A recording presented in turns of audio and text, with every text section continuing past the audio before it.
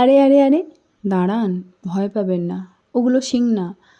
ননর ন্যাড়া হওয়ার পর এই যে এক পাপের থেকেও ছোট ছোট চুল বেরিয়েছে, তো নন রাত্রিবেলা প্রায় 1:30টা নাগাদ আবদার করলো সেগুলো গার্ডার দিয়ে বেঁধে দেওয়ার জন্য।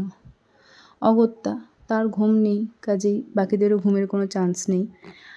আমি দেখলাম যে যত দেরি করব তত দেরি হবে, তত ঘুমাতেও দেরি হবে, তার থেকে তার মনোবাঞ্ছাই পূর্ণ হোক বলে নানা রঙের বিভিন্ন গার্ডার দিয়ে গোটা মাথাটা বেঁধে দিলাম।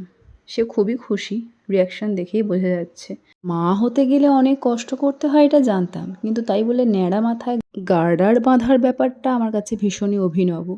কিন্তু ঠিক আছে, ওর এই ছোটো ছোটো খুশিগুলো, ছোটো ছোটো আনন্দগুলো, এই হাসি মুখটা দেখলে ভালো তো লাগেই। রুটিন একদিন ব্রেক হয় ঠিকই, কিন্তু তারপরেও ভীষণ ভালো লাগে। একটা সময় আসবে যখন ও অনেক বড় হয়ে যাবে, হয়তো নিজের চুলটা নিজেই বেঁধে নেবে, আমার উপর ডিপেন্ডেন্ট হবে না, তখন এগুলো খুব মিস করব। সেই জন্য এই ভিডিওটা।